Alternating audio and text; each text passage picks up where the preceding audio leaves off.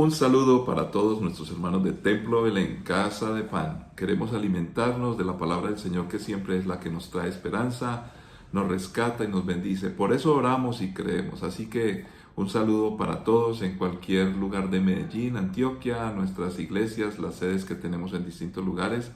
Lo mismo que en Colombia, Suezca, Gachancipá, en algunos otros lugares como el Chocó y en fin, en todo sitio donde nos estemos congregando. También un saludo a todos aquellos que se conectan desde países lejanos. Dios les bendiga. Queremos caminar juntos en bendición del Señor y aprovechar estos medios que el Señor nos ha permitido tener para poder llevar la palabra del Señor. Oramos, le damos gracias a Dios y le pedimos que siempre nos esté cuidando como Él lo sabe hacer. Padre Santo, estamos agradecidos en primer lugar por tu bondad, por tu misericordia, por tu acompañamiento, Señor. Gracias por cada persona que nos escucha, nos ve, Señor. Queremos ser iglesia, queremos caminar juntos. Queremos realmente vivir el Evangelio. Gracias porque nos has sanado, nos has rescatado, nos has bendecido, has dado provisión, nos has dado sabiduría. Pero lo más importante, podemos ser tus hijos, oh Dios, por la obra de Jesucristo, quien murió en la cruz del Calvario y tomó nuestro lugar. Te pido muy especialmente por aquellos que están comenzando a conocer de ti, Señor, porque van a aprender y van a recibir mucho por tu palabra, que el Espíritu Santo les guíe y les oriente, ya como lo has hecho por años a muchos de nosotros que te buscamos y te seguimos. Sana al enfermo, restaura al caído, da sabiduría para emprender las cosas y las decisiones que queramos hacer en la vida, Señor. En el nombre de Cristo Jesús lo pedimos y lo creemos, oh Dios. Amén. Muy bien, vamos a ir a la palabra y recuerde que usted puede compartir con sus amigos, con su familia este video donde siempre estamos tocando algunos temas transversales de lo que es la vida cristiana y sobre todo conectándolos con la realidad histórica, la realidad que tenemos que vivir en nuestras ciudades, países o en el mundo entero, como va a ser el caso de hoy. Pero también el Espíritu Santo nos ayude a interpretar esas realidades para todos de manera personalizada. Él solo lo puede hacer porque de cada situación, de cada cosa que está pasando y mucho más de la palabra de Dios, siempre hay algo que nos involucra personalmente, de lo cual debemos tomar decisiones. Así que vamos a ir, por favor, al libro de Isaías, el capítulo 9, versículos 6 al 7. Un texto bien conocido, pero bien importante para el día de hoy. Miremos qué nos dice la Escritura. Pues nos ha nacido un niño, un hijo se nos ha dado. El gobierno descansará sobre sus hombros y será llamado Consejero Maravilloso, Dios Poderoso, Padre Eterno, Príncipe de Paz. Su gobierno y la paz nunca tendrán fin.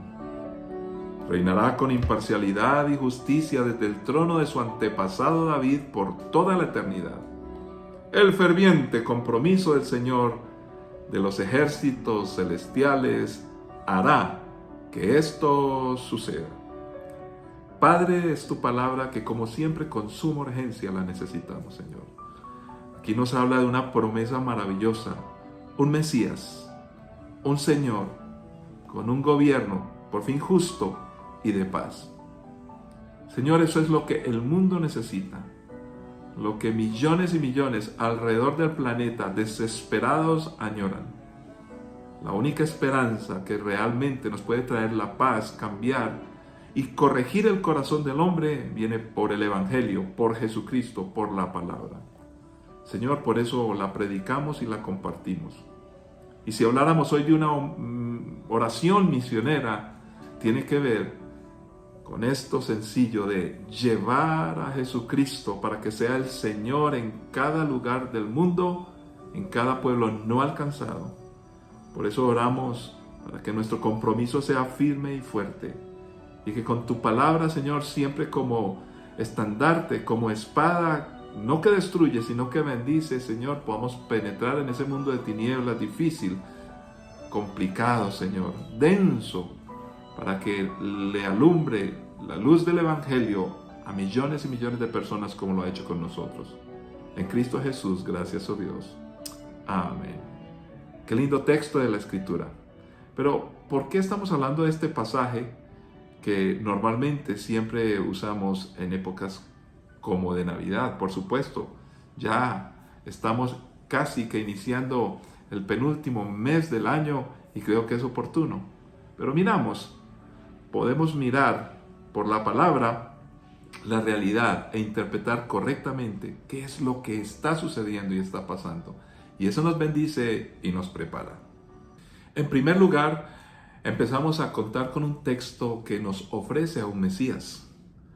El Mesías en la palabra del Señor es aquella persona enviada por Dios, siendo Dios mismo, que llega para rescatar a un pueblo en necesidad, a personas confundidas, vulnerables, oprimidas, personas que necesitan ser libres.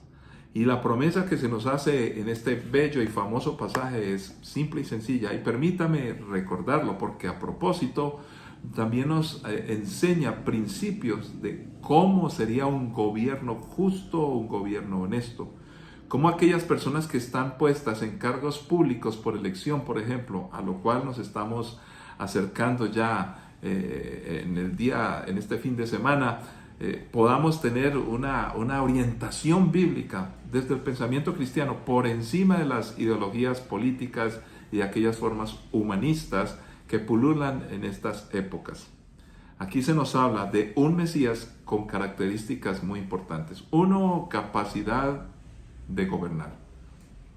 Cuando la Biblia habla de gobierno, no habla de mandar y manipular, habla de administrar para bendecir a las personas y honrar a Dios. Nos habla en segundo lugar una persona muy sabia porque puede dar consejo. Y ese consejo no engaña, no destruye, sino que levanta, capacita y da libertad a las personas. También nos habla de un Dios poderoso. En este caso solamente hay uno que puede ser poderoso como Dios y es Jesucristo. Pero si alguien quiere estar en este espacio de gobierno, además de tener sabiduría y de poder gobernar, debe tener esa capacidad que solamente viene de parte de Dios. Una autoridad, un poder que es dado por Dios, no en sus propias fuerzas. Cuando habla de este gobernador especial, el Mesías, Jesús, como Padre eterno, está hablando de una familia, porque hay un Padre. Entonces, cualquier gobernante que quiera hacerlo al estilo bíblico debe valorar y respetar lo que es la familia. Y por último, en la famosa descripción dice, un príncipe de paz, por excelencia es pacificador. Y debemos diferenciar, como le decía en estos días, una cosa es apaciguar los problemas y los conflictos, y otra cosa es traer verdadera paz.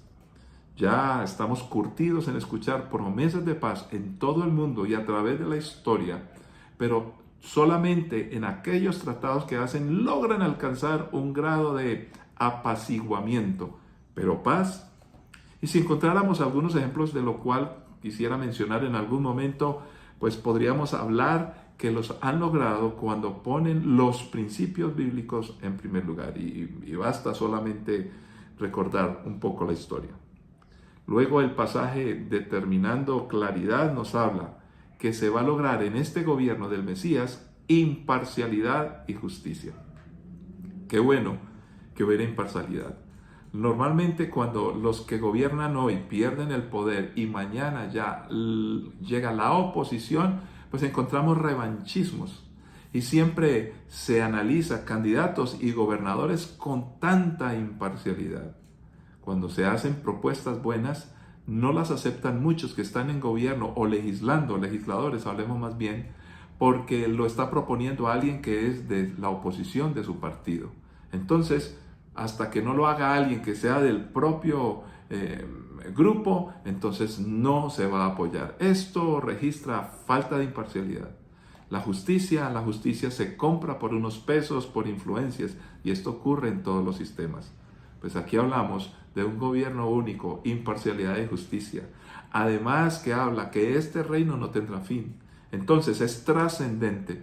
Normalmente los que legislan y los que gobiernan hoy lo hacen para la propia época, pero nunca piensan ni en las generaciones futuras, porque todo es inmediatista y mucho menos les interesa, puesto que lo espiritual no es importante, la eternidad, porque ni aún creen en un Dios eterno. Y nuevamente empieza a enfatizar el poder de Dios es el único necesario y suficiente para tener esa capacidad de un gobierno como esperaríamos. Ahora vayamos a la realidad. La realidad que nos plantea el conflicto en Tierra Santa, de lo cual muchos me han preguntado y he venido hablando en algunos videos. Pues preguntémonos cosas como estas. TikTok, famosa en las redes sociales, donde muchos jóvenes están participando hoy. Videos cortos.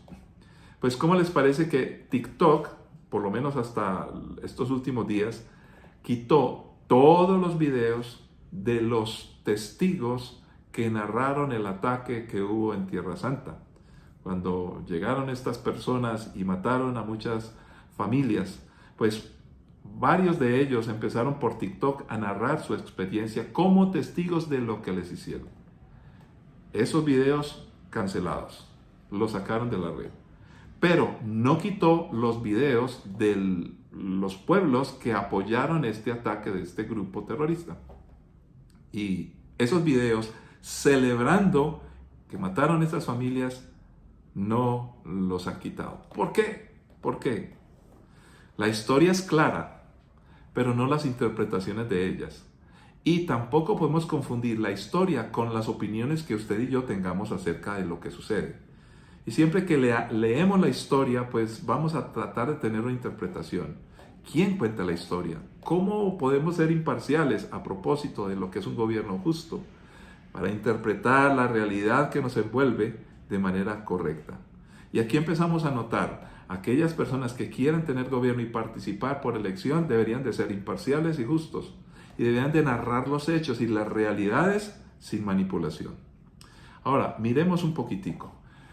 Si vamos a llegar a este lugar, a este espacio donde ha ocurrido semejante desastre en estos días, no podemos confundir los palestinos, ciudadanos comunes y corrientes, de este grupo que ha querido representarlos, pero con violencia. Tampoco podemos revolver a los que gobiernan en el país de Israel con los ciudadanos comunes y corrientes, con los ortodoxos que tienen un pensamiento distinto. Esto para mostrar que cada persona y cada grupo, hay muchos grupos dentro de estos grupos que están en enfrentamiento, para demostrar que no todos ellos quieren pelear unos con otros. El problema es que el odio ha sido la característica desde hace muchos años, podríamos hablar de miles de años. Cuando estamos hablando de quiénes son los palestinos, quiénes son los árabes, tenemos que remitirnos a Ismael, que fue hijo de Abraham. Si hablamos de los judíos, tenemos que remitirnos a Isaac, que fue hijo de Abraham. Y Dios los bendijo a los dos. Entonces Dios quiere bendecir a los dos pueblos. Dios a favor de quién está. Dios es justo. Pues Dios escogió a Israel como su pueblo. Pero eso no quiere decir que es en perjuicio de la otra nación o el otro grupo. Entonces, siempre va a haber divergencias. Sin embargo, los judíos y los árabes son tan parecidos. A esto hay que sumarlo que los judíos son apenas una parte de las 12 tribus, Judá y Benjamín. Los samaritanos, por ejemplo, los de Samaria o toda la otra parte de la nación están disgregados por muchos lugares de la tierra, incluido entre ellos Palestina. Y en Palestina mismo hay un grupo que se llaman samaritanos, que ellos se han conservado a través del tiempo y tienen sus creencias. Pero hay otros que son de las 10 tribus que están también allí. Entonces estamos hablando que este es un confrontamiento familiar de pueblos que desde épocas remotas, miles de años, han vivido allí. Pero la historia hoy los tiene confrontados.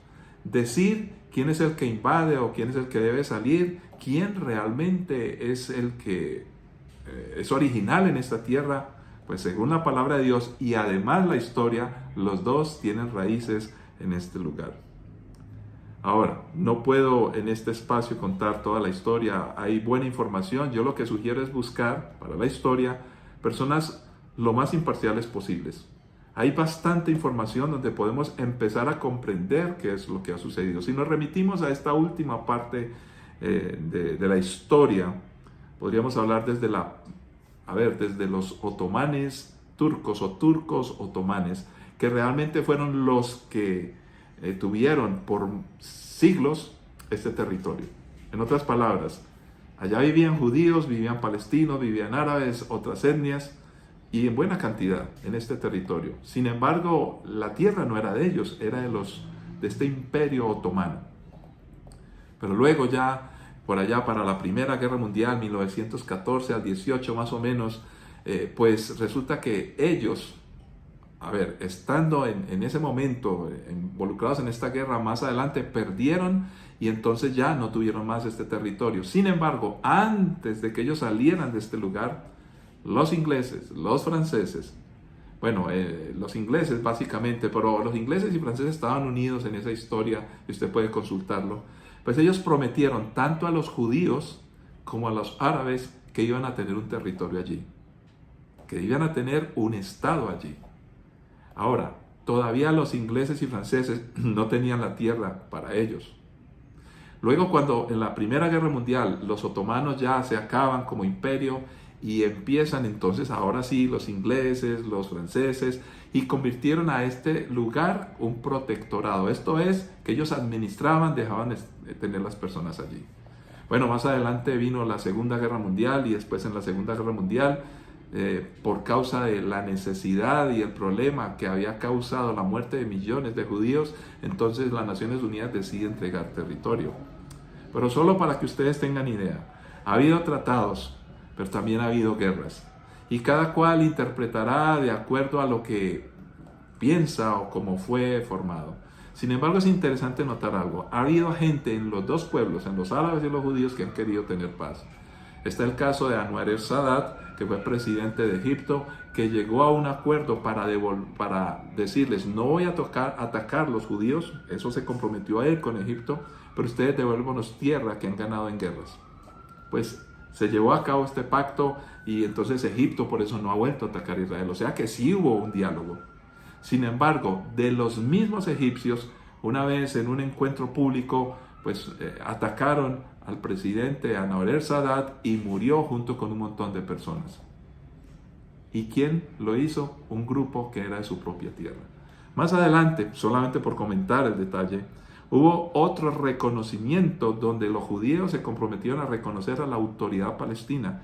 Estamos hablando por allá, si mal no estoy, 1993. Pero ¿qué pasó en este famoso acuerdo de Oslo?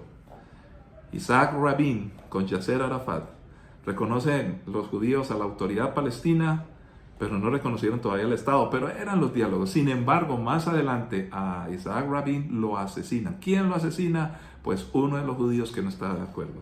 Esto es para que comprendamos la complejidad y recordemos, la historia es cruda, pero no las interpretaciones y menos las opiniones. Todos nosotros hoy empezamos a opinar en justicia, en imparcialidad. Mire, el único que puede hacer eso se llama nuestro Dios. Y lo que encontramos aquí es dos pueblos a los que se les prometió una tierra por parte de países que ni siquiera todavía la tenían. Pueblos que por causas y circunstancias en la historia han sufrido. Si contamos cómo ha sufrido el pueblo judío desde épocas remotas, cuántos ataques y deseo de exterminio, lo que llaman antisemitismo, pues aquí nos quedaríamos hablando mucho tiempo. Si empezamos a hablar del sufrimiento de los palestinos, podemos encontrar historias y muchas historias. Pues los dos pueblos necesitados de esperanzas, un Mesías, se les ha prometido cosas. ¿Quiénes? Los hombres. Entonces vamos a llegar a una conclusión en el día de hoy. ¿Por qué quise explicar y hablar de este texto famoso de Isaías? Porque nos aclara el meollo del asunto. En primer lugar, para poder acabar con estas guerras o con este conflicto, ya hay unos ejemplos en la historia y en todos estos ejemplos que voy a dar intervino en algo o en mucho los principios de la Biblia. Podemos hablar de una guerra desde 1600 y pico que se acabó en 1998 exactamente, en Irlanda, entre protestantes y católicos. Una muerte, atentados en los últimos 50 años antes de llegar a ese Viernes Santo donde se acabó la guerra, llevan 30 años de paz, pues hubo mucha muerte.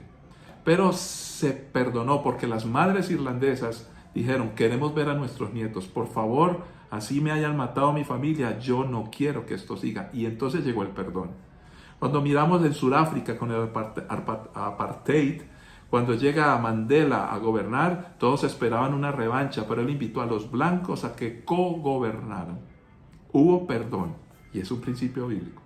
Si hablamos de Ruanda, donde más de 800,000, el 75% de los Tutsis fueron asesinados por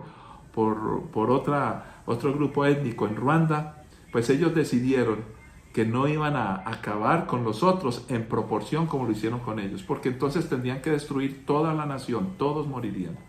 Hubo perdón.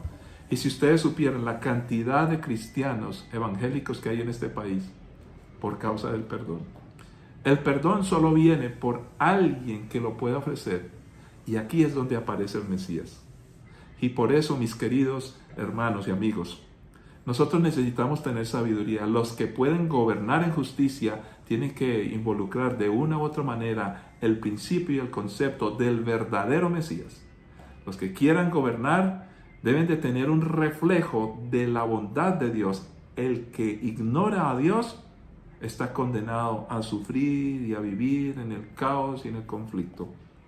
Deuteronomio 1:13 nos empieza a caracterizar a aquellos que se puedan parecer a un justo gobernante como el Mesías.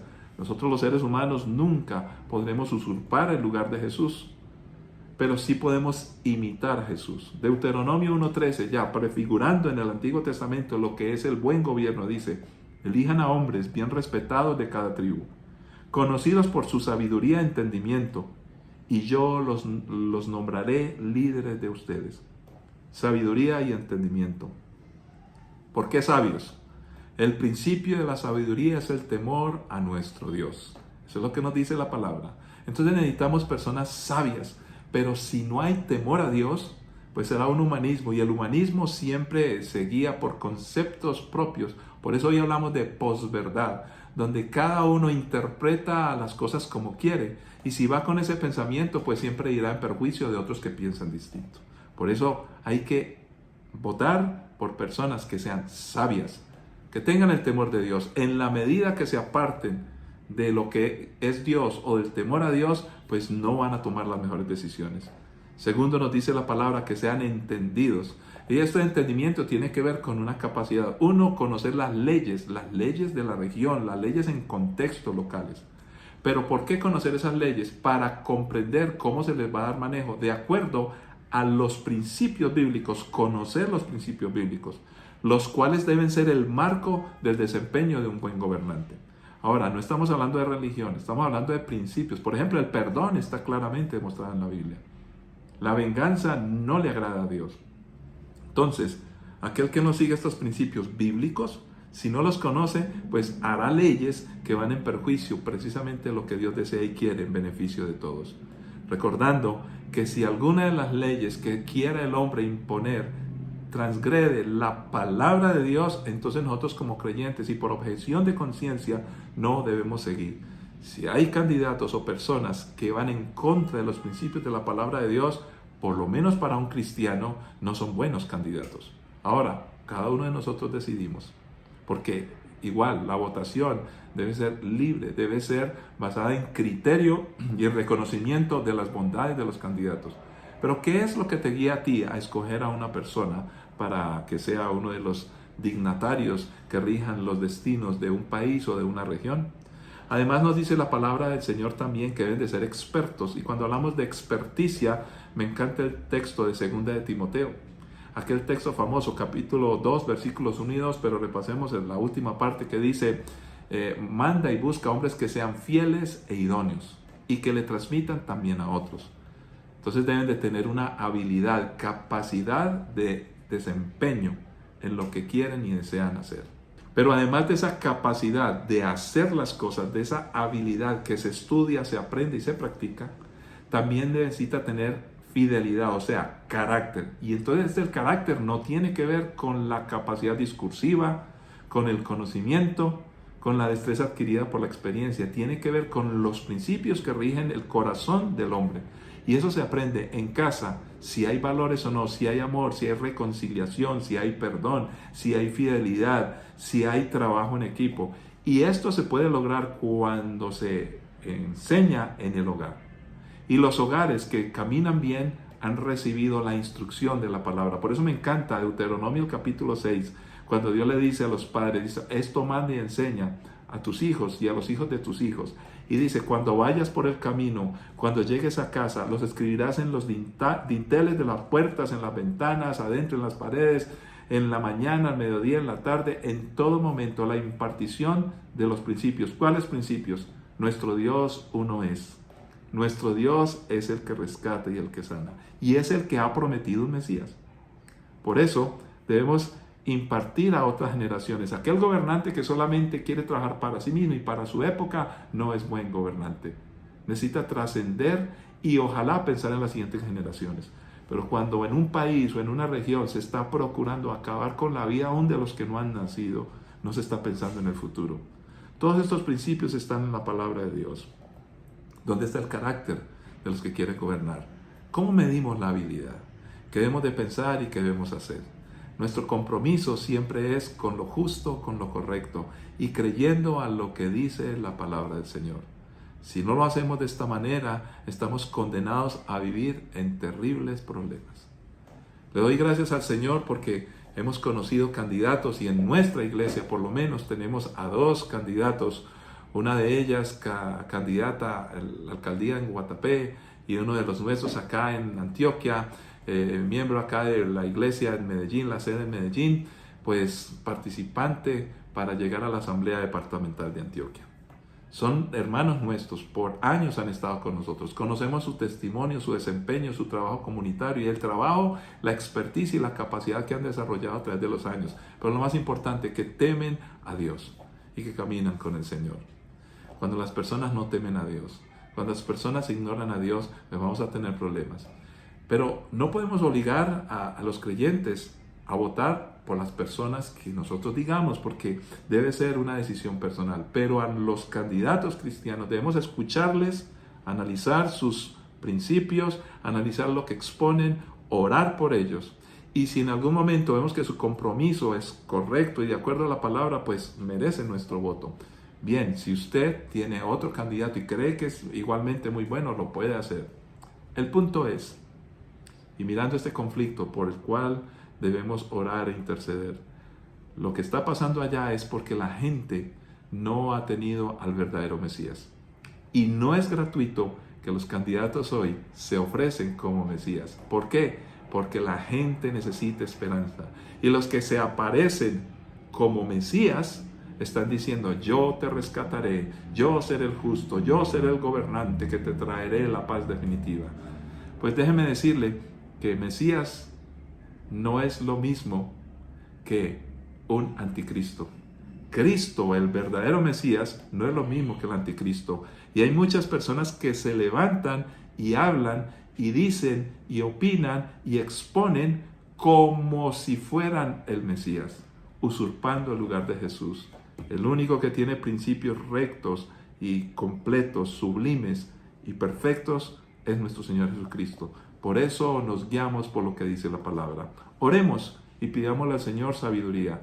Y oremos para que tanto palestinos como judíos puedan conocer al verdadero Mesías.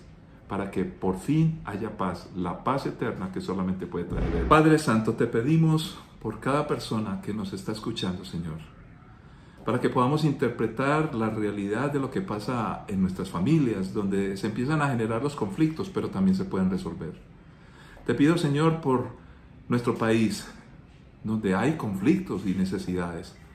Pero necesitamos, Señor, a personas justas, honestas, que representen de la mejor manera los valores y principios que están en la Biblia. Y no estamos hablando de religiones y creencias. Estamos hablando de aquellos principios que nos rigen a toda la raza humana, donde debe haber bendición para los hijos de los hijos, donde la familia se respete, donde, oh Dios, la justicia sea imparcial y que no simplemente sean los revanchismos, el odio y la polarización la que nos guíe como destino en la vida. Señor, te pedimos para que lo que está ocurriendo allí en esta región, Señor, de Tierra Santa, pues tenga de una u otra manera un alivio, Señor. ¿Cuántos niños, cuántas familias, cuántas personas por un conflicto que tiene tantos años, Señor? Muchos de nosotros cometemos el error de ignorar la historia de no leer lo que la palabra dice y empezamos a interpretar y a hacer opinión de algunas cosas que ni siquiera conocemos. Perdónanos por esa actitud, pero eso sí, ayúdanos a comprender y entender que en Abraham serán benditas todas las naciones de la tierra. Por eso los árabes han tenido bendición, por eso los judíos han tenido bendición. Pero de una u otra manera, a ese pueblo tuyo, Señor, también dice la palabra que será atacado y que habrá alianzas para tratar de destruirlo.